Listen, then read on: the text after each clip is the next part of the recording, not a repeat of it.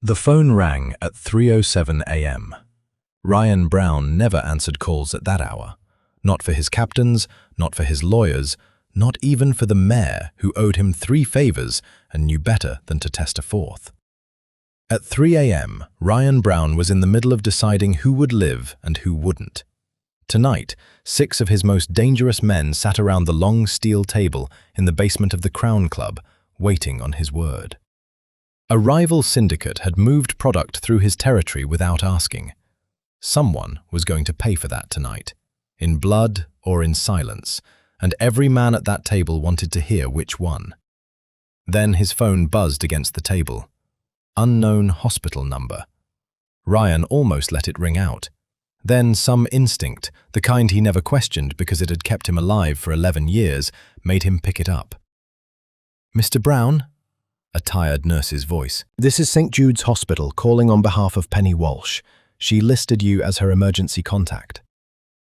The room went very quiet, because every man there watched Ryan Brown's face change. His jaw tightened, his eyes, always flat and unreadable, sharpened into something none of them had seen in years. What happened to her? It wasn't a question, it was a demand. She collapsed at her workplace. Severe pneumonia, possibly complicated by exhaustion. She's stable but unconscious. We need someone to authorize— "I'm coming." He hung up before she finished the sentence. He was already standing, already shrugging his jacket back over his shoulders, already forgetting that 6 armed men and a decision about blood were waiting on him. "Boss." Dmitri, his second in command, rose halfway out of his chair.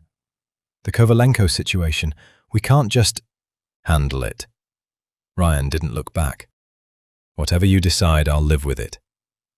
That alone should have told them something was wrong. Ryan Brown didn't hand off decisions. Ever. He built his empire on being the only man in the room whose word was final.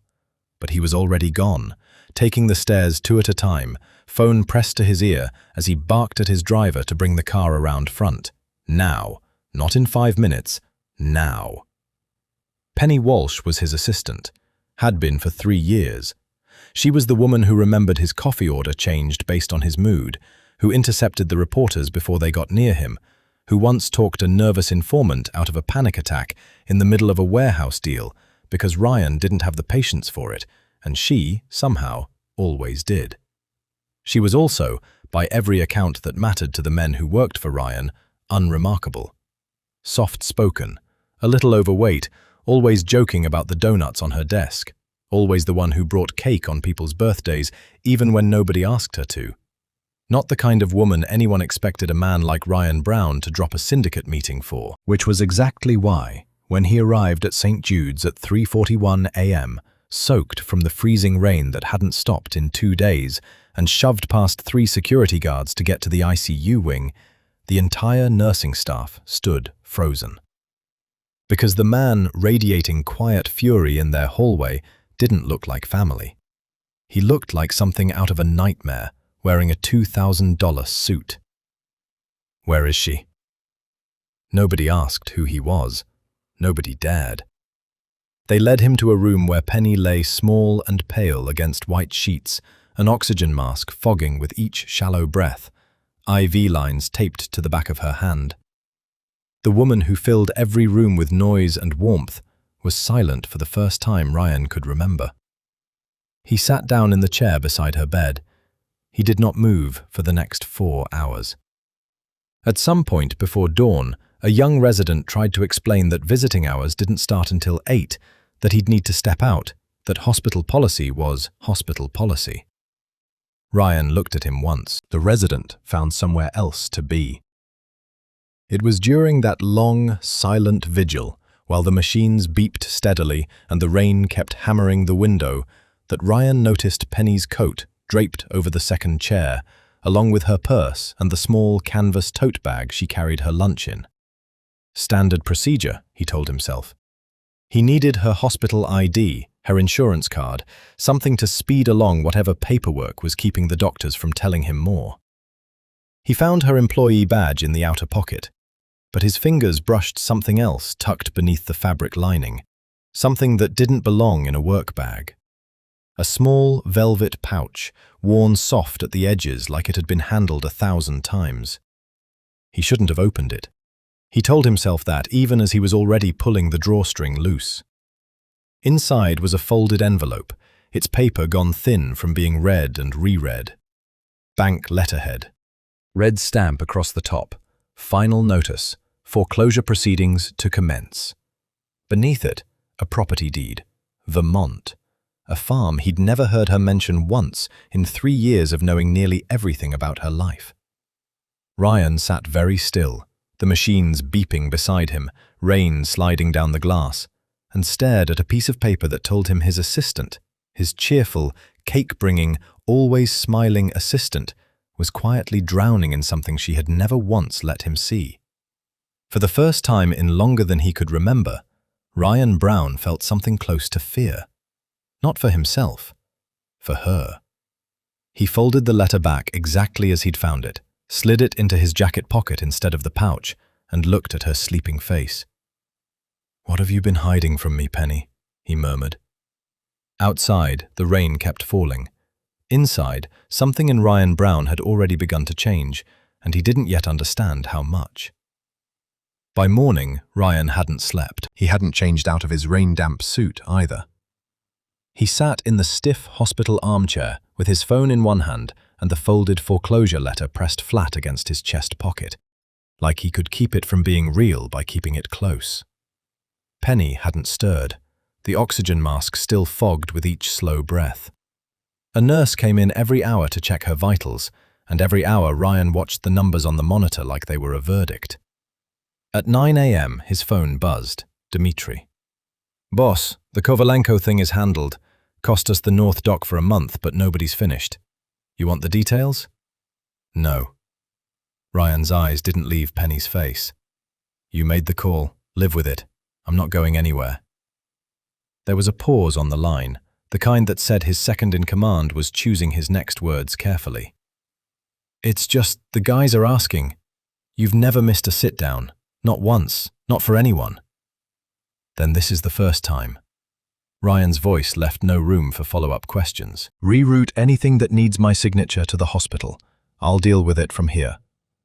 He hung up before Dmitri could say anything else, because he didn't have an answer for the question underneath the question. Why her? Why now? Why does it feel like something's cracked open in your chest that you didn't know was sealed shut? Around 11, a stern man in a grey cardigan and a hospital lanyard marched into the room like he'd been rehearsing the moment in the hallway. "Sir, I'm the floor administrator. Visiting hours for non-family members are limited to—" "She has no family." Ryan finally looked up, and whatever the administrator saw in his face made the rest of the sentence die in his throat. "I'm the only person on this earth who's going to sit in that chair. You can write that down in whatever file makes you feel better about it." The administrator opened his mouth once, thought better of it, and left without another word. The nurses, watching from the doorway, exchanged a glance and quietly decided among themselves that room 412 was not a room to be argued with. Ryan barely noticed. He was already back to the letter.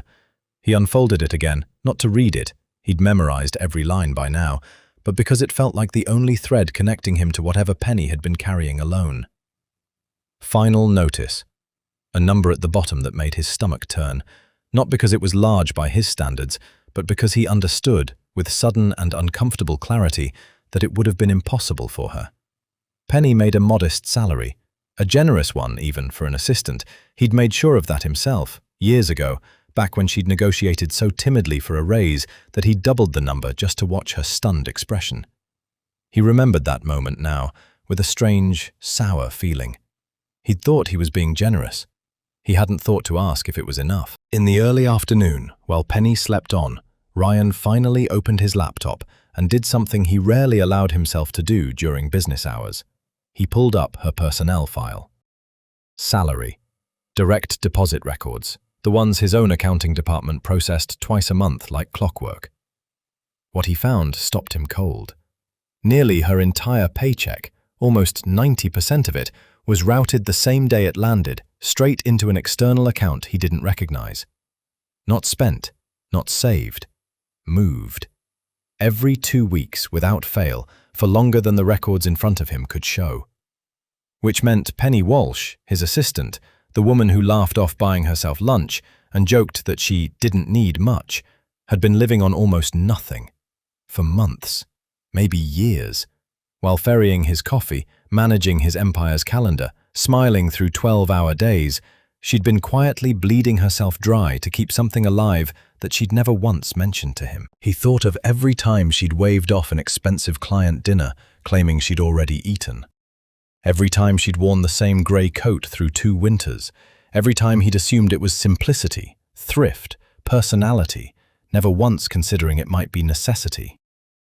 Ryan closed the laptop slowly, jaw tight, a feeling building in his chest that he didn't have a name for. It wasn't quite anger, it wasn't quite guilt. It sat somewhere colder and more dangerous than both. The particular fury of a powerful man realizing he'd failed to protect something right in front of him because he'd never thought to look. Late in the afternoon, Penny's fingers twitched against the sheets. Ryan was at her side before the movement finished, some instinct pulling him out of the chair faster than thought. Her eyes didn't open, just a small furrow in her brow, like she was fighting something in a dream. Ryan reached out, hesitated, then, for the first time in longer than he could remember, did something entirely unguarded. He took her hand, careful of the IV line, and held it like it was the only solid thing in the room. "You should have told me," he said quietly, to a woman who couldn't hear him. "Whatever this is, whatever you're protecting, you should have come to me." The machines beeped their steady rhythm. Outside, the Chicago sky had cleared from grey to a hard, cold blue, sunlight cutting thin lines across the floor. Ryan sat back down, but he didn't let go of her hand. He didn't yet know what a farm in Vermont could possibly mean to a woman who'd never once spoken of a life outside these office walls. He didn't know what or who she'd been protecting, or why she'd rather collapse in the freezing rain than ask the most powerful man in the city for help. But he intended to find out. And whatever it cost, whatever it took, whoever stood in the way, Ryan Brown had already decided, somewhere in the silence of that hospital room, that he was never letting her carry it alone again. Ryan left the hospital only once that week, and even then, only after posting his most trusted guard, Marco, outside Penny's door with instructions that bordered on a threat. "Nobody touches that door who isn't hospital staff. Nobody talks to her about anything except her health. You understand me?" Marco understood. Ryan's private office at Crown Syndicate headquarters felt different that morning, colder somehow, though the heat ran the same as always. He sat behind a desk that had seen negotiations, threats, and deals worth more money than most people would touch in a lifetime, and for once, none of it mattered to him. He had one task, and one task only. "Get me Reyes," he told his assistant, Penny's replacement for the week, a nervous young man named Theo who looked like he'd rather be anywhere else. Reyes was his chief accountant, not the kind who filed taxes for legitimate businesses, the kind who could trace a dollar through 6 shell companies and tell you exactly whose pocket it landed in. If anyone could explain where Penny's paycheck had been disappearing to, it was him. Reyes arrived within the hour, laptop under his arm, looking like a man who already sensed this wasn't a routine audit. "I want everything," Ryan said, sliding a printout of the external account number across the desk. "Every transfer, every recipient, every date. Don't sanitize it for me. I want the truth, even if it's ugly." Ryan expected blackmail. That was the honest truth of it. Sitting there, waiting for Reyes to work, some cold, practiced part of his brain had already built the scenario. Someone had leverage on Penny. A boyfriend, maybe? Or an ex? Or worse, someone connected to the business who'd figured out how close she sat to Ryan and decided to squeeze her for information, for access, for anything. He'd built entire retaliation plans in his head before Reyes even opened the laptop. He'd pictured the face of whoever was responsible, and he'd pictured, with disturbing clarity, exactly what he planned to do to that face. He was wrong, and somehow that was worse. "It's not blackmail," Reyes said an hour later, turning the laptop screen toward him. "It's a loan A private one, not a bank, not officially.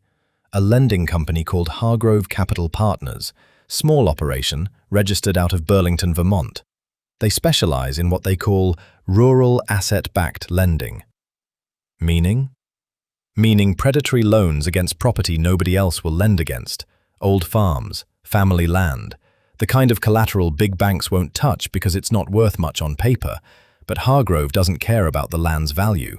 They care about the desperation of the person holding the deed. Reyes scrolled through pages of numbers. Interest compounding monthly, penalty clauses buried in fine print. I've seen loan sharks with cleaner terms than this. Ryan's jaw tightened. How much does she owe? Reyes told him. The number wasn't astronomical by Ryan's standards. He'd moved larger sums before breakfast without blinking. But for a woman living on 10% of her own paycheck, skipping meals, wearing the same coat through 2 winters, it was a mountain, an impossible one. And she'd been chipping away at it, month after month, alone, in silence, for over 3 years. 3 years. Ryan said it out loud, mostly to himself. She's worked for me for 3 years. Looks like the loan predates her employment with you by about 6 months, Reyes said carefully. First transfer to Hargrove was 8 months before her start date in your file. Which meant Penny hadn't taken this job by accident. She'd taken it because she needed the salary. Needed it badly enough to smile through 12-hour days for a man his own enemies were too frightened to look at directly. And she'd never once let him see the desperation underneath it. Ryan sat back in his chair, the weight of it settling over him slower than he expected, heavier than he wanted to admit. He'd built a career, an empire, on being the man who saw everything.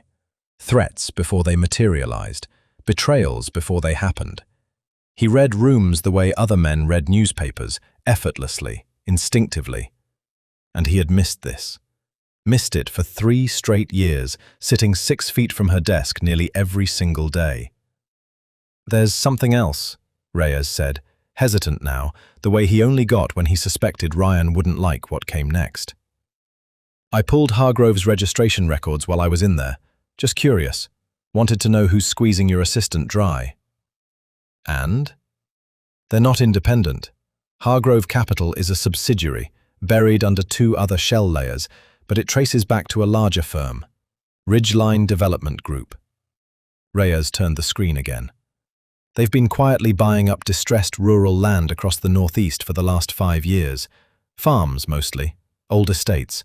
Anything with acreage and a desperate owner. Ryan went very still. He didn't recognize the name Ridgeline. Not yet. But something in the pattern set off an old, familiar alarm in the back of his mind. The same instinct that had once told him not to trust a business partner 3 days before that partner tried to have him finished. Keep digging, he said quietly. I want to know everything about Ridgeline Development. Who runs it? Who funds it? And I want to know exactly what that farm in Vermont means to Penny, because a woman doesn't put herself in trouble paying off a stranger's debt for a piece of land she doesn't care about. Reyes nodded and gathered his things, sensing correctly that the meeting was over. Alone again, Ryan looked out the window at the grey Chicago skyline, the city that both feared and depended on him, and felt something shift permanently inside his chest. This wasn't about a debt anymore. It wasn't even entirely about Penny, though she sat at the center of it, unconscious in a hospital bed 3 miles away, unaware her secret had just been cracked wide open. It was about a woman who had chosen to suffer in silence rather than ask him for anything. And Ryan Brown intended to find out exactly why, even if it meant tearing apart every shell company between Chicago and Vermont to do it. Penny woke to the sound of rain against glass and the strange, disorienting weight of a hand wrapped around hers. For a long moment she didn't understand where she was. White ceiling, the steady beep of a monitor, the dull ache in her chest when she breathed, like something had been sitting on her lungs. Then the memory came back in pieces, the cold, the way her legs had stopped listening to her outside the parking garage, the sound of her own knees hitting wet pavement. And then she saw him. Ryan Brown was asleep in the chair beside her bed, his tie loosened, his jacket draped crookedly over his shoulders like he'd put it on and taken it off a dozen times without ever really deciding. His jaw was shadowed with days of stubble she'd never once seen on him in 3 years. Ryan Brown did not have stubble. Ryan Brown did not look tired. Ryan Brown did not look, in any version of him she knew, human. But there he was, exhausted, disheveled, holding her hand like he was afraid to let go of it. Penny's first instinct was panic, sharp and immediate, and it had nothing to do with her illness. Her bag sat open on the second chair. She pulled her hand free faster than her body wanted to allow, ignoring the dizzy protest of muscles that hadn't moved in days, and reached for the tote with a desperation that startled even her. Ryan woke instantly. He always woke instantly. Some old instinct from a life that had taught him sleep was a liability, and watched her hands shake as she dug through the bag. The velvet pouch was there, but it wasn't closed the way she always kept it. And the letter, she knew, with sick certainty, exactly how many times she'd folded and refolded that letter, exactly which crease it always sat on. The letter had been touched. "You went through my things." It wasn't a question. Her voice came out smaller than she wanted, cracked from days of not being used, but there was steel underneath it. Ryan didn't lie. He never had, not to her, not once in 3 years, and he wasn't about to start now that it mattered most. "I needed your ID for the paperwork. I found the pouch by accident. I read the letter." A pause.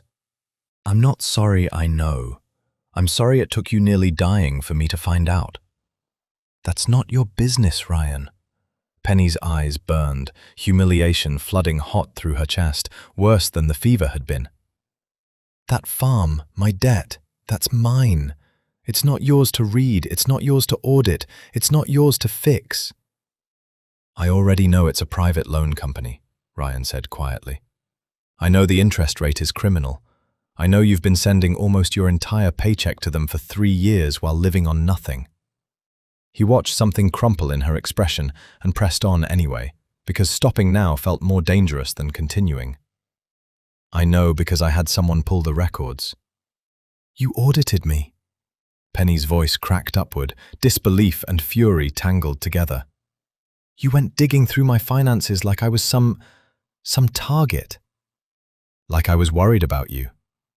"Don't!" She shook her head hard, tears finally spilling over, angry ones, humiliated ones. "Don't make this sound like kindness.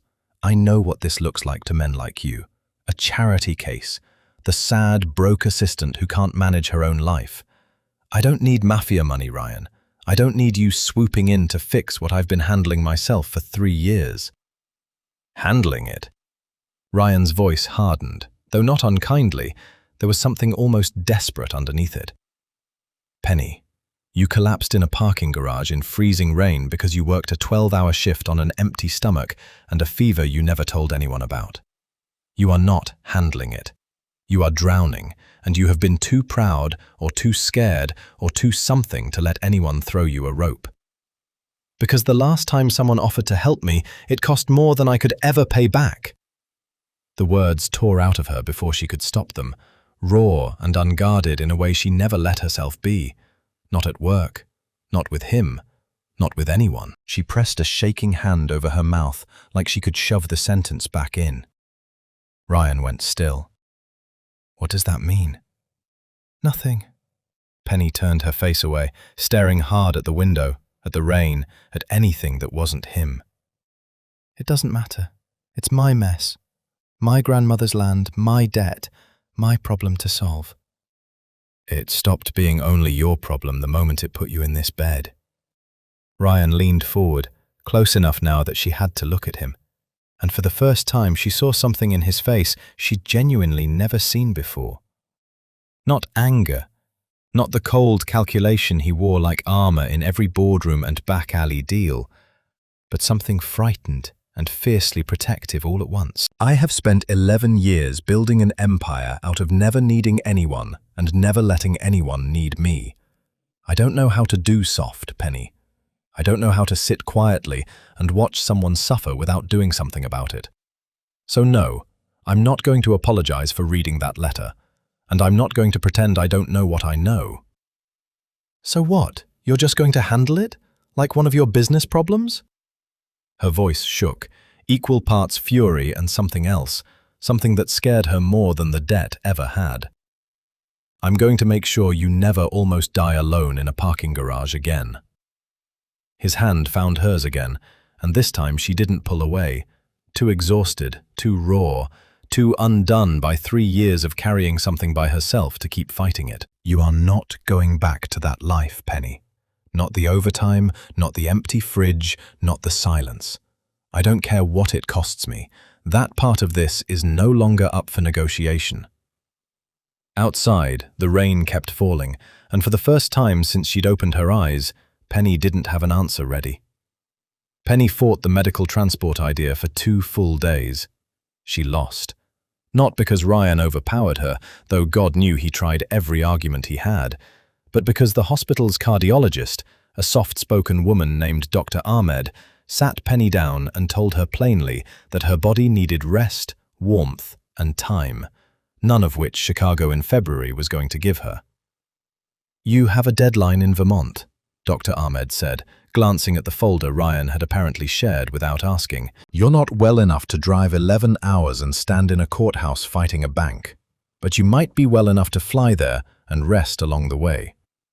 So, on the 10th day, Penny found herself wrapped in a blanket in the back of a private jet she was fairly certain cost more than her farm's entire debt, watching Chicago shrink into grey clouds below. "This is ridiculous," she muttered, not for the first time. "You've said that." Ryan sat across from her, a folder of Ridgeline development research open on his lap that he hadn't mentioned yet, not wanting to overwhelm her before she'd even seen the farm again. "You've also said it's excessive, unnecessary, and, my personal favorite, a criminal waste of jet fuel." "It is." "Penny." He closed the folder. "You almost died 2 weeks ago. I'm not putting you on a Greyhound bus." She didn't have an answer for that. She rarely did anymore. Not since the hospital room, not since the argument that had cracked something open between them that neither of them had bothered naming yet. She pulled the blanket tighter and watched the clouds instead.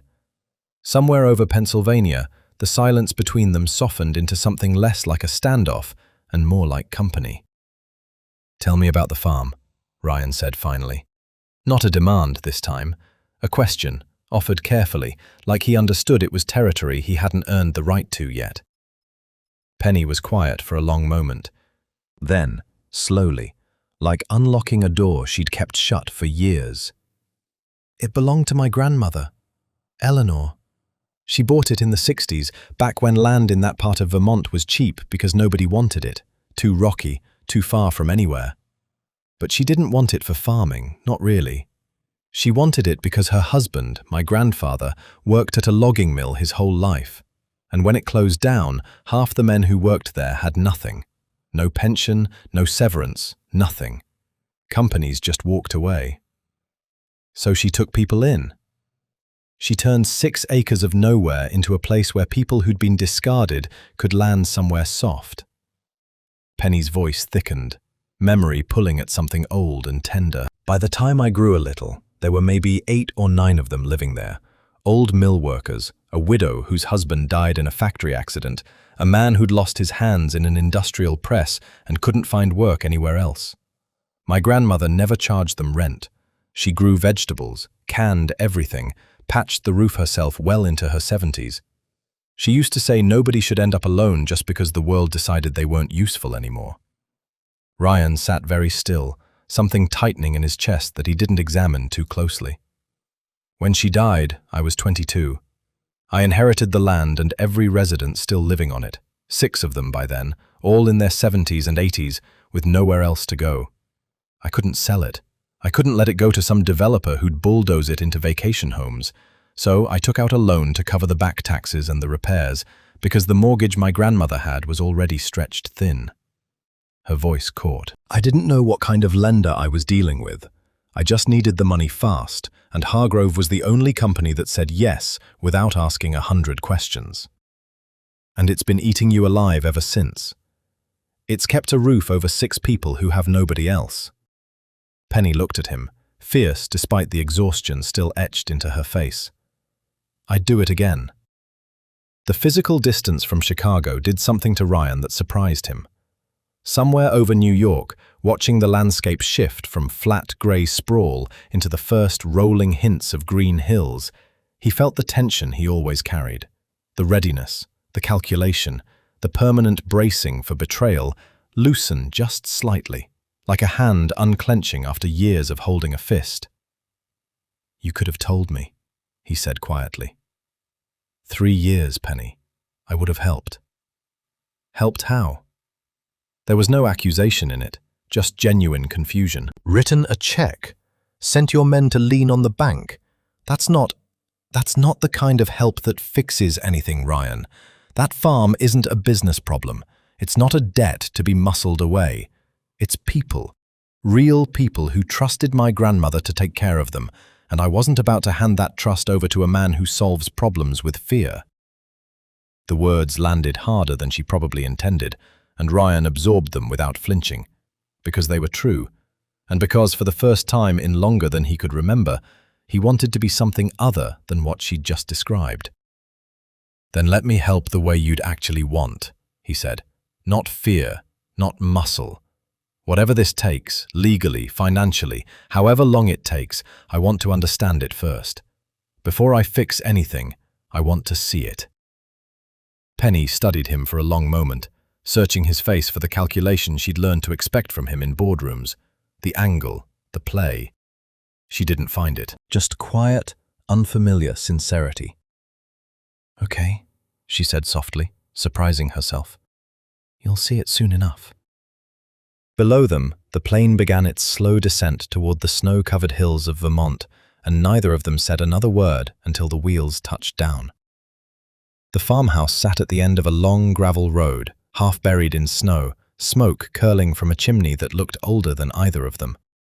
Ryan had seen mansions, penthouses, entire city blocks that belonged to him, and none of it prepared him for the way his chest tightened at the sight of that small, weathered house glowing warm against the white landscape. Penny was out of the SUV before it fully stopped, ignoring the driver's protest and Ryan's hand reaching to steady her. She didn't need steadying. Not here. "Penny!" A woman's voice, cracked with age and delight, carried across the yard. The front door banged open, and out came a small crowd, 5, 6 people, all silver-haired, all moving as fast as aging joints would allow, converging on Penny in a tangle of arms and blankets and half-sobbed greetings. "We heard you were sick. We've been worried sick." "You look thin. Are you eating?" "Don't you dare scare us like that again." Ryan stood back by the car, watching a version of Penny he'd never seen in 3 years of sharing an office with her. Not the efficient assistant. Not the woman who apologized for taking up space in meetings. This Penny laughed freely, hugged tightly, let herself be fussed over by people who clearly loved her like family, because, he was beginning to understand, they were. "Ryan," Penny turned, cheeks flushed from cold and affection both. "Come meet everyone." He came. Their names arrived in a warm blur. Dottie, who'd run the local diner for 40 years before her hips gave out. Sal, a widower who'd lost his wife the same winter he lost his job. Mrs. Petrov, who baked bread every morning at 5 and insisted Ryan take a loaf home even though he had nowhere to put it. And then 2 men stepped forward, slower than the others, leaning on canes, and something in Ryan's chest went cold and still. "This is Walter," Penny said, "and this is his brother, Hank. They've been here longer than almost anyone, since before I was even born." Walter extended a weathered hand. "You're Penny's boss, the one who flew her up here in that fancy jet." His eyes, pale blue and sharp despite his age, studied Ryan's face a beat too long. "Brown, is it?" "Ryan Brown." Something shifted in Walter's expression.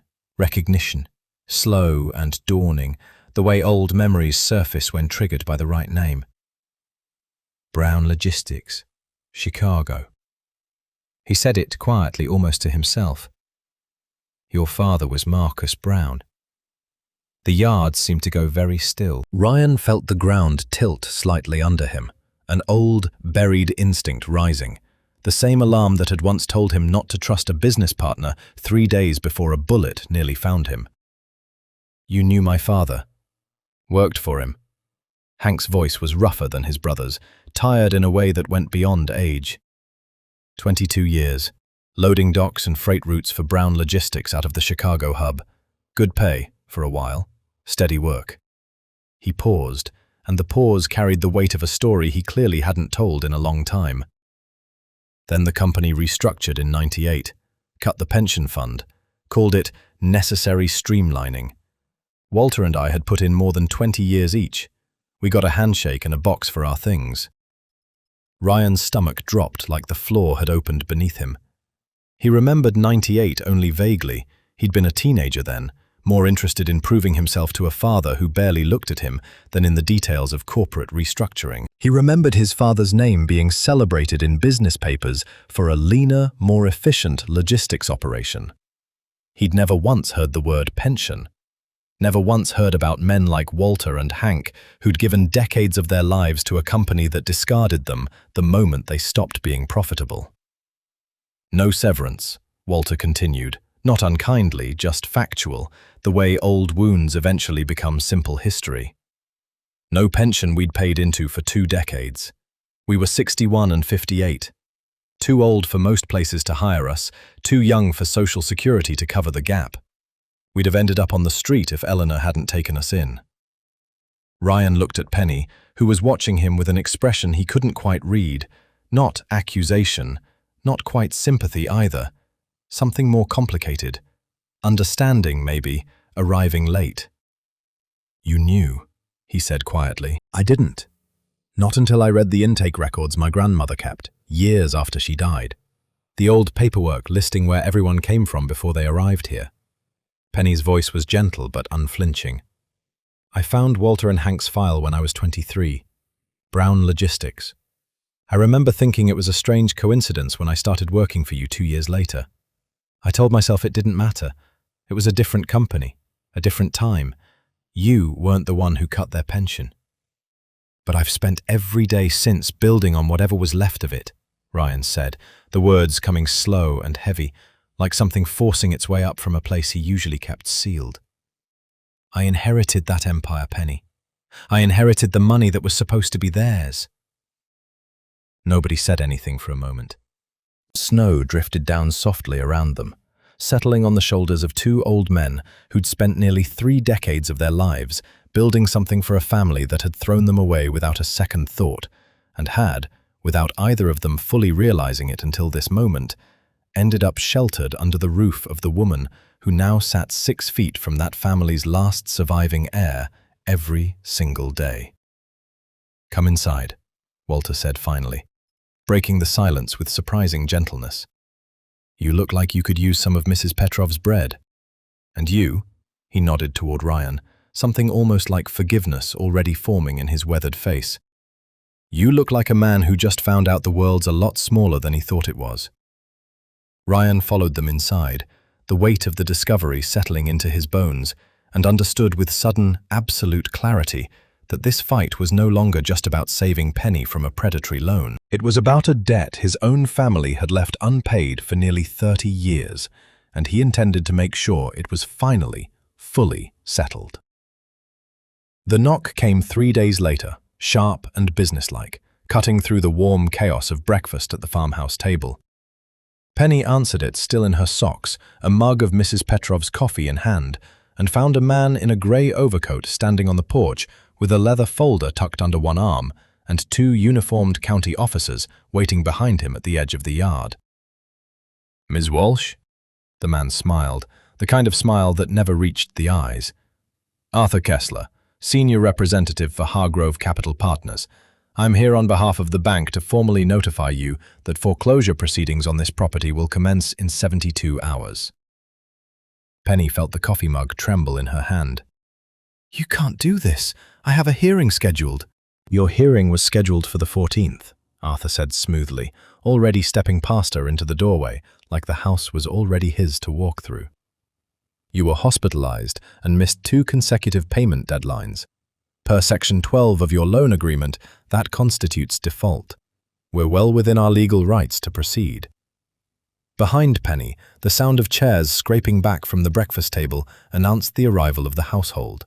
Walter, Hank, Dottie, and the others, drawn by the tension in Penny's voice. And then, from the kitchen doorway, Ryan. He didn't rush forward. He didn't raise his voice.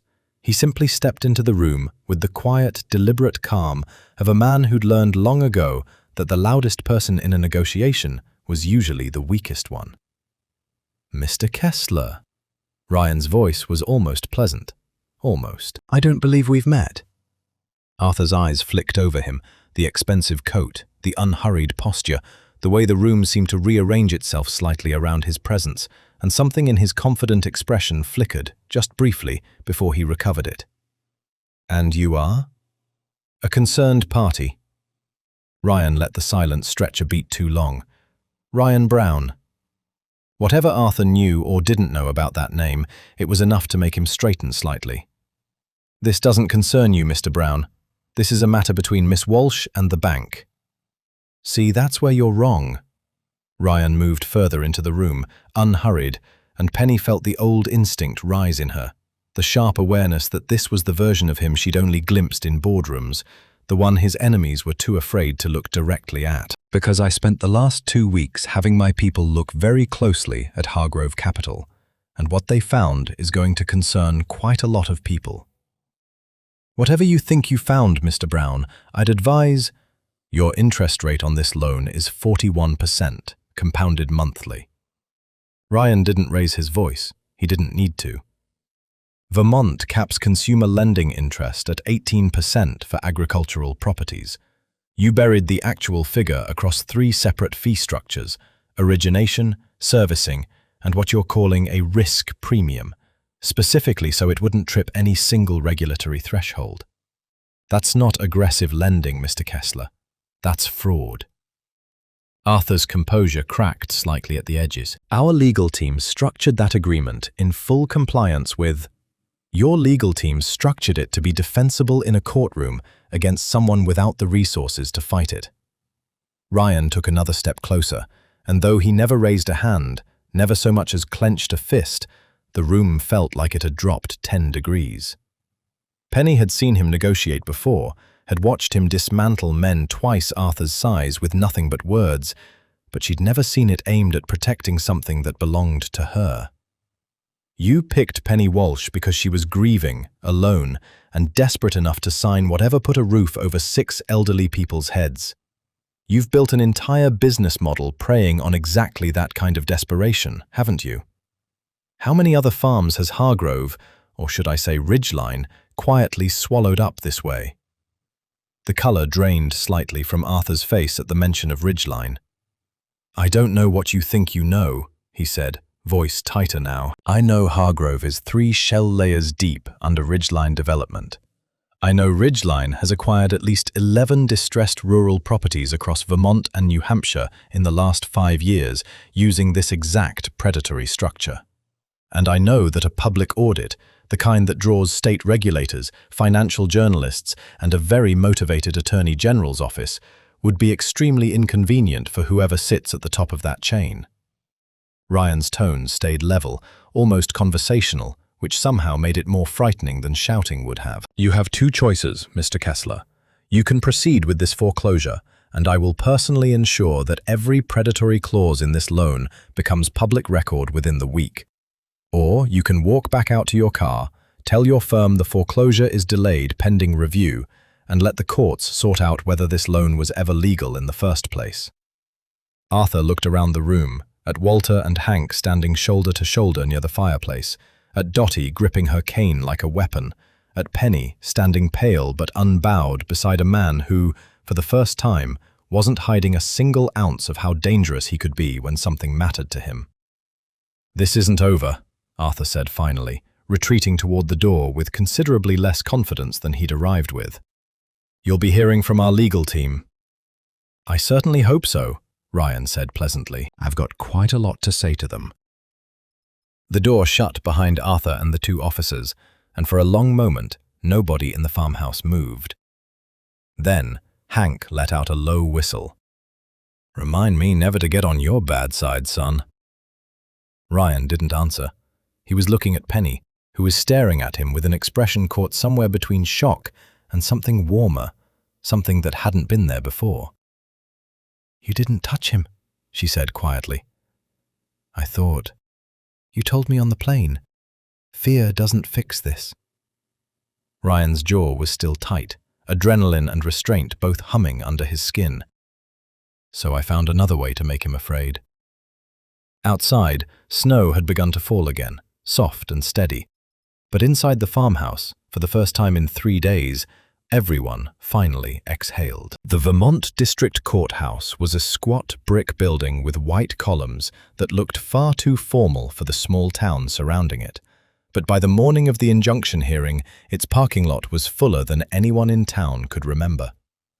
Ryan had flown in 3 attorneys from Chicago, not his usual counsel, the ones who handled the messier corners of his business, but a separate firm entirely, one that specialized in consumer finance litigation and had, in the past, taken down 2 other predatory lenders in federal court.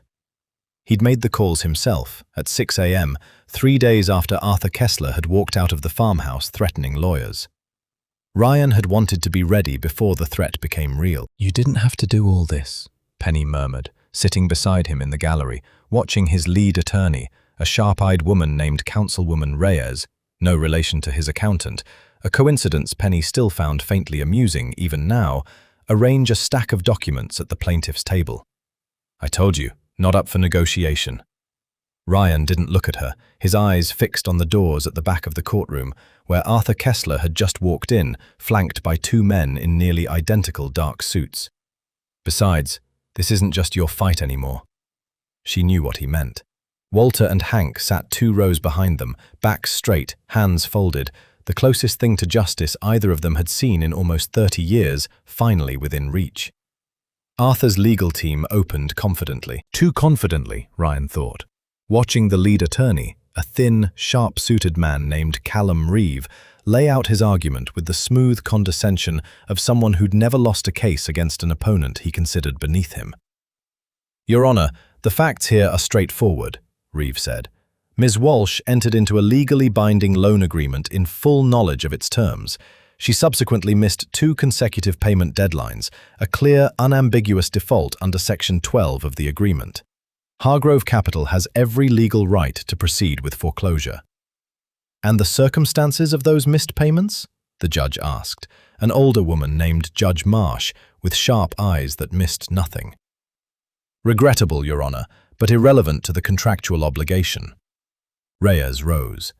"Your Honor, I'd like to submit Exhibit C, hospital admission records showing Ms. Walsh was in critical condition, unconscious, and unable to communicate for 11 consecutive days during the window in question."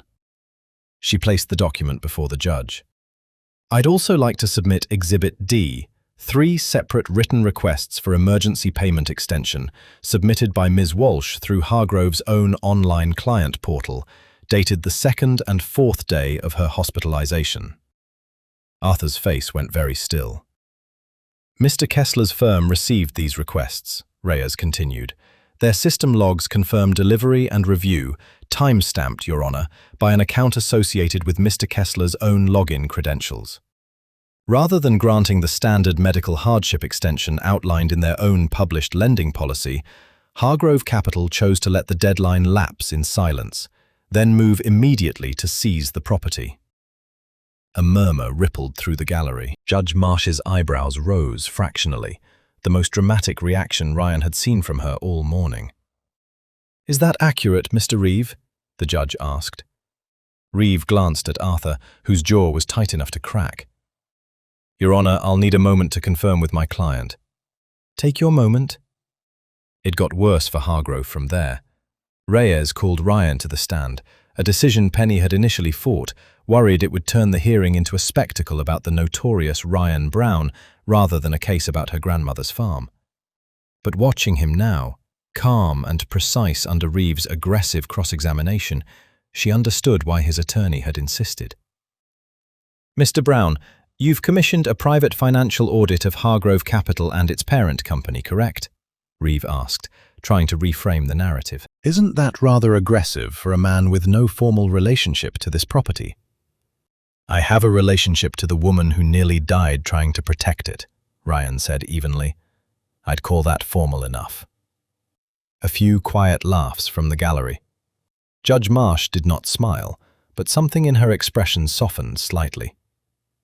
The audit found that Hargrove's effective interest rate on this loan, once all fee structures are combined, exceeds Vermont's statutory cap for agricultural lending by more than double, Ryan continued.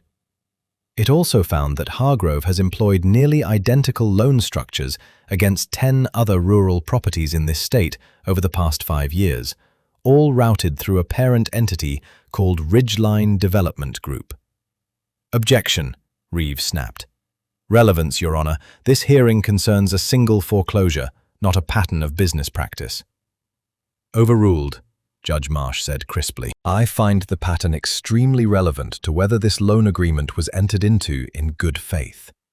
Continue, Mr. Brown. By the time Ryan stepped down from the stand, the confident swagger Reeve had walked in with had entirely evaporated. Arthur sat rigid at the defense table, whispering urgently to his attorney, who no longer seemed inclined to look at him. Judge Marsh took a brief recess before returning with her ruling, and the courtroom held its breath while she spoke.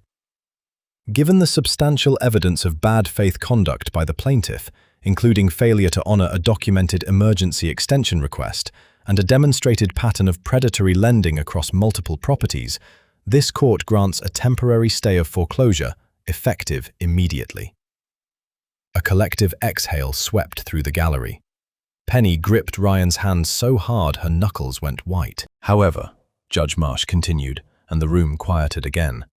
A stay is not a dismissal. The underlying debt remains legally valid pending further review, and the full principal, not including the disputed interest, must be satisfied in cash within 7 days, or foreclosure proceedings will resume automatically. She set the number. It landed in the courtroom like a stone dropped into still water. Penny's face went pale. 7 days. An amount that, even with everything Ryan had already spent on lawyers and audits, still felt like an impossible mountain to climb from nothing. But when she turned to look at him, bracing herself for whatever came next, Ryan wasn't looking worried at all. He was already thinking 3 moves ahead. The lakeside cabin Ryan had rented for the week sat on a quiet stretch of Lake Champlain, ringed by bare winter trees and a dock half submerged in ice. It wasn't the kind of place Penny expected a man like Ryan Brown to choose. No marble, no staff, no gleaming excess. Just a stone fireplace, worn wooden floors, and windows that looked out over water so still it mirrored the sky. 7 days, Penny said again, staring into the fire, the number from the courtroom still ringing in her ears like a struck bell. Ryan, I don't have that kind of money. I've never had that kind of money, even if I sold everything I own. You're not selling anything. Ryan set 2 mugs of tea on the low table between them and sat across from her, close enough that their knees nearly touched. And you're not asking me for a handout either, before you start arguing about that. Penny's mouth had, in fact, already been opening to argue about exactly that. Then what? Let me finish. He held her gaze, steady in a way that made her stomach flip despite everything else pressing down on her. I've spent the last 2 weeks thinking about how to do this the right way. Not the way I'd normally solve a problem, throw money at it, make it disappear, walk away feeling like the hero. That's not what you need. That's not what Walter and Hank need, or Dottie, or any of them. Then what were you thinking? A public trust. He said it simply, like it wasn't a decision that would reshape both their lives. An independent, non-profit trust established in your name, funded by liquidating a portion of my legitimate real estate holdings, not syndicate money, not anything with strings attached, clean assets only. The trust would pay off the principal directly to the court within the 7 days, but it wouldn't stop there. It would hold the farm's deed permanently, protected under non-profit legal status, which means no bank, no developer, no predatory lender could ever touch it again. Not Hargrove, not Ridgeline, not anyone. Penny stared at him, the fire crackling between them, trying to catch up with what he was actually offering. "You'd be giving that land away, permanently. You wouldn't own any of it." "I don't want to own it." Something in his voice went quieter, rawer than she'd ever heard from him. "I don't want to buy your grandmother's legacy and put my name on it like some kind of trophy. I want it protected. I want Walter and Hank to die of old age in that house, warm and safe, instead of getting thrown out onto the street a second time by a company as cold as the one that discarded them 30 years ago." He paused. "The one my family built." Penny set her tea down, hands trembling slightly, not from illness this time. "Why does this matter so much to you, Ryan? Really? You could have written a check the day you found that letter in my bag and walked away feeling generous. Instead, you flew out here, sat through a courtroom, found out your father's old company hurt people you now know by name, and you're talking about giving away part of your fortune to fix something that isn't even yours to fix." Ryan was quiet for a long moment, watching the fire instead of her, and when he finally spoke, his voice had none of the polish he wore like armor in every boardroom in Chicago. "I've spent 11 years building an empire that makes people afraid of me," he said. "I inherited money from a father who cut pensions and called it efficiency. I built on top of that money, made it bigger, made myself more powerful, more untouchable. And somewhere along the way, I stopped asking what any of it was actually for. It was never about the money. It was about proving I couldn't be hurt, couldn't be weak, couldn't need anyone." He looked up at her then, and whatever guard he usually kept in place was entirely gone. "And then you collapsed in a parking garage because you'd rather nearly die than ask me for help. And I sat in that hospital room and realized I would have burned my entire empire to the ground to keep you breathing. That's when I understood I'd built the wrong kind of life. All that power, and it meant nothing next to watching you sleep in a hospital bed, wondering if I'd get the chance to tell you." He stopped himself. Penny's breath caught. "Tell me what?" "That watching you care for 6 strangers who had nowhere else to go, watching you nearly destroy yourself to protect people who couldn't do anything for you in return, made me realize how empty everything I'd built actually was." Ryan reached across the small space between them and took her hand, careful, deliberate. Nothing like the calculated confidence he wore in every other room of his life. "I've negotiated with killers, Penny.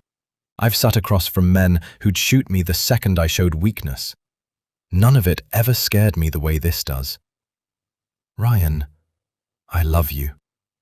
He said it plainly, without armor, without the practiced ease of a man who talked for a living. "I don't know when it happened. Maybe it happened slowly over 3 years of you remembering my coffee order and covering for my temper and laughing at jokes nobody else found funny.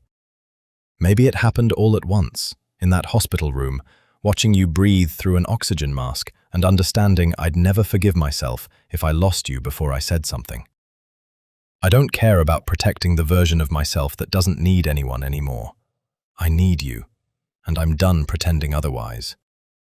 The fire popped softly in the silence that followed.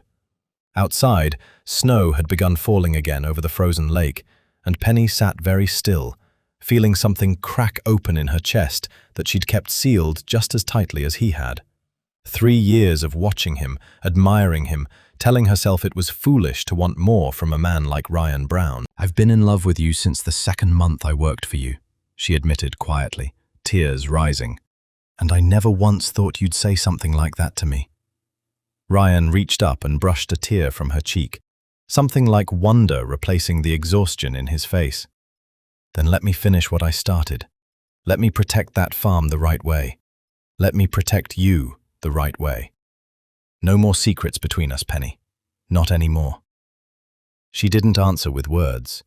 She answered by closing the last of the distance between them, and outside, the snow kept falling over the quiet lake, softening the whole world into something that finally, for both of them, felt like peace.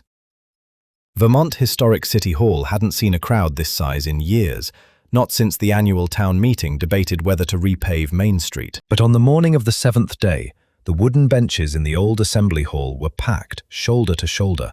Farmers, retirees, a handful of local reporters who'd caught wind that something unusual was happening. And, in the front row, Walter and Hank, sitting so straight-backed and dignified, they looked like men attending their own long-overdue vindication. Penny stood at the podium in a plain navy dress, her hands steady on the polished wood, despite the nerves twisting in her stomach. Ryan stood just behind her shoulder, close enough to be present, far enough to make it clear this moment belonged to her. 6 years ago, I inherited a piece of land and a promise, Penny began, her voice carrying clearly through the hall. My grandmother spent her whole life making sure people the world had discarded still had somewhere warm to land. I nearly lost that promise to a predatory loan I didn't fully understand when I signed it, and to a bank that saw a grieving, desperate young woman as an easy target. She glanced back once, briefly, at Ryan. I'm standing here today because someone refused to let that happen. A murmur of approval moved through the crowd. Ryan kept his expression carefully neutral, though the corner of his mouth twitched at the sight of Walter, in the front row, nodding along like a proud father. The town clerk, a heavy-set man named Councilman Whitfield, who'd clearly rehearsed his part in this more than once, cleared his throat and read the formal declaration. By unanimous vote of the Town Select Board, and pursuant to the establishment of the Eleanor Walsh Sanctuary Trust, a registered non-profit entity, funded through the liquidation of private real estate holdings donated by Mr. Ryan Brown of Chicago, Illinois, this body formally recognizes the transfer of the property located at 14 Millbrook Road into permanent trust status. Under this designation, the land is protected in perpetuity from private sale, corporate acquisition, or bank seizure, and shall be preserved as a residential sanctuary in accordance with the founding intent of its original owner, Eleanor Walsh. The room erupted into applause. Dottie, seated beside Hank, dabbed at her eyes with a handkerchief she'd clearly brought for exactly this purpose. Mrs. Petrov squeezed Sal's hand so hard he yelped, which only made her laugh through her own tears. At the defense table on the far side of the room, because Judge Marsh had insisted the settlement hearing happen in full public view, a decision Ryan suspected was less about procedure and more about making sure Hargrove Capital felt every second of its public unraveling, Arthur Kessler sat rigid beside a lawyer who no longer bothered pretending optimism. The full principal amount owed under the original loan agreement has been satisfied in cash, in accordance with the court's stay of foreclosure, the clerk continued. Additionally, given the findings of predatory lending practices submitted into evidence, Hargrove Capital Partners and its parent entity, Ridgeline Development Group, have agreed to a settlement requiring immediate cessation of all rural lending operations within the state of Vermont, repayment of disputed interest to affected borrowers identified in the state's ongoing audit, and a formal admission of regulatory violations to be filed with the Vermont Department of Financial Regulation. Arthur's jaw tightened as the clerk read the terms aloud, each word landing like another nail. 10 other families, the ones Ryan's audit had uncovered, the ones who'd signed the same predatory contracts without the resources to fight back, would finally see some measure of justice. All because a man who'd once expected to find blackmail in his assistant's bank records had instead found a reason to burn down an entire predatory lending scheme. After the hearing formally closed, the crowd spilled out into the hallway in a wave of handshakes and hugs, and Penny found herself pulled aside by an older woman she didn't recognize, silver-haired, sharp-eyed, dressed simply, but with the unmistakable bearing of someone used to being listened to. Ms. Walsh? The woman extended a hand. Margaret Ferris, Vermont Department of Financial Regulation. I wanted to thank you personally. The audit your legal team submitted gave us more than enough to open a full state investigation into Ridgeline's practices. You may have just saved a dozen more families from what almost happened to you. Penny, stunned, could only manage a quiet, "Thank you," before Margaret moved on through the crowd, already deep in conversation with one of the reporters. She turned to find Ryan watching her from a few feet away, hands in his pockets, an expression on his face she hadn't seen from him before. Not the calculated satisfaction of a man who'd won a business deal, but something quieter. Pride. Relief. Something that looked almost like peace. "You did that," she said, walking over to him. "All of it. The trust, the audit, the settlement. You did that." "We did that," Ryan corrected gently. "I just had the resources. You had the reason." He reached out and tucked a strand of hair behind her ear, an easy, unguarded gesture that would have looked entirely foreign on him a month ago. "Your grandmother built something worth protecting, Penny. I just made sure nobody could take it away." Outside, through the tall windows of the old assembly hall, snow drifted lazily over the courthouse square, and somewhere in the crowd behind them, Walter's voice rose above the din, telling anyone who'd listen exactly how he'd known Ryan Brown was one of the good ones, from the moment he'd seen him stare down that bankman on the porch. Ryan, overhearing, only shook his head, but he didn't argue. For the first time in longer than he could remember, he didn't feel the need to.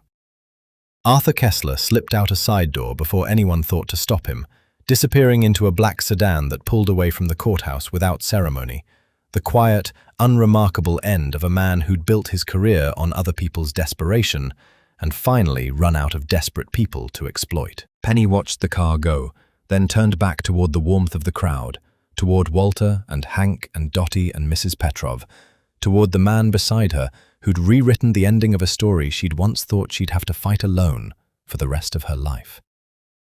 "Come on," she said, slipping her hand into his. "Mrs. Petrov's making a celebration dinner. You don't say no to Mrs. Petrov." Ryan, for the first time in 11 years, let himself be led somewhere without calculating the exits first, and found, to his own quiet surprise, that he didn't mind at all.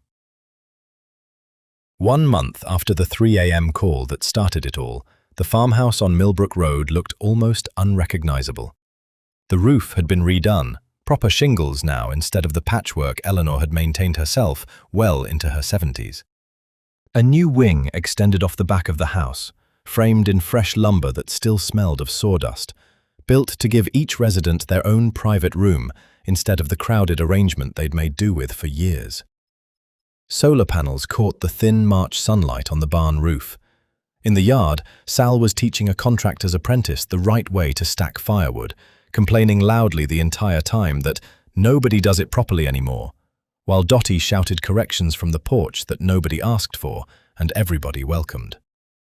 Ryan stood at the edge of the driveway, watching it all with his hands in his coat pockets, and found himself smiling in a way that would have been unrecognizable to anyone who'd known him even 6 weeks earlier. "You're staring again," Penny said, walking up beside him with 2 mugs of coffee, her color fully returned, her laugh easier now than he'd ever heard it in 3 years of sharing an office. "You do that a lot now, just stand around staring at things like you can't believe they're real." "I can't." He took the mug she offered, wrapping his hands around the warmth of it. "A month ago, I was deciding whether to have a man's kneecaps broken over a shipping route dispute. Now I'm standing in a snowy yard in Vermont, watching 2 80-year-old men argue about firewood stacking technique. Forgive me if the transition is taking some adjustment." Penny laughed, and the sound of it, free, unguarded, entirely hers, had become, in the space of a month, Ryan's favorite sound in the world. The changes weren't only visible in the farmhouse, they'd rippled outward, further and stranger than either of them had expected. 2 weeks after the courthouse hearing, Ryan had called a meeting with his inner circle, not in the basement of the Crown Club where blood decisions used to get made, but in his office, in daylight, with the door open. He'd told Dimitri and the other captains, plainly and without ceremony, that he was stepping back from the syndicate's violent enforcement operations. Not disappearing, not abandoning what he'd built, but handing the daily muscle, the debts collected by fear, the disputes settled by force, over to trusted lieutenants who'd earned the right to run it, while he redirected his own attention towards something he hadn't expected to care about. Clean development. Legitimate real estate. Trusts, like the one that now protected Penny's farm, built for people who'd otherwise fall through the cracks of a system that only rewarded the powerful. Dimitri had studied him for a long moment across that office, searching his face for the trick, the angle, the part of the plan he wasn't saying out loud. He hadn't found one. "You're really doing this," Dimitri had finally said. "The whole syndicate's going to talk. They're going to say Ryan Brown went soft over a woman." "Let them talk." Ryan hadn't even blinked. "I spent 11 years being feared. I'd rather spend the next 11 being useful." It wasn't a clean break, nothing in that world ever was, but it was a start. And for a man who'd spent his entire adult life believing softness was a weakness to be crushed the moment he spotted it in himself, it was the bravest decision he'd ever made. Inside the farmhouse, the kitchen table groaned under the weight of Mrs. Petrov's cooking. She'd insisted on a celebration dinner for the finished renovations, and nobody in the house had the courage to tell her the addition wasn't technically finished yet, not with the smell of fresh bread already filling every room. Walter caught Ryan's eye from across the table partway through the meal and raised his glass slightly, a small, private gesture between the two of them. Ryan raised his own in return. They hadn't spoken much about Brown Logistics since that first snowy afternoon. Some wounds didn't need re-examining to be healed, but Walter and Hank had both quietly accepted the pension repayment fund Ryan established for every surviving former employee of his father's company, without either brother making a show of it. And something about that quiet acceptance had settled a debt in Ryan's chest that no amount of money ever could have on its own. After dinner, as the house settled into the easy noise of dishes being washed and Sal arguing with Hank over a card game neither of them remembered the rules to correctly, Penny pulled Ryan out onto the porch, away from the warmth and noise, into the cold, clear evening air. The farm stretched out before them, under a sky finally clear of snow clouds, stars scattered thick overhead in a way Ryan had never once seen from his penthouse in Chicago. Penny handed him a slice of pie she'd been hiding behind her back. Homemade, still warm, the crust slightly uneven in a way that told him she'd made it herself, instead of leaving it to Mrs. Petrov. "I made this myself," she said, as if reading his thoughts. "It's not as good as hers, but I wanted you to have something that came from me." Ryan took a bite. It was, genuinely, not as good as Mrs. Petrov's. A little too much cinnamon, the crust slightly overworked, and it was, without question, the best thing he'd ever tasted. "It's perfect," he said, and meant it in a way that had nothing to do with the pie. Penny leaned into his side, and he wrapped an arm around her, the two of them watching the quiet farm below, the warm windows, the smoke curling from the chimney, the sound of laughter drifting out into the cold night air. He was no longer the cold, feared Mafia boss who'd walked into St. Jude's Hospital a month ago, radiating quiet fury, soaked from the rain, terrified of a fear he couldn't yet name. That man had built an empire on being untouchable, and had discovered, in the end, that untouchable simply meant alone. The man standing on this porch, holding a slightly too cinnamon slice of pie, and the woman who'd taught him what his power was actually for, had finally found something worth being touched by. "Ready to head back inside?" Penny asked.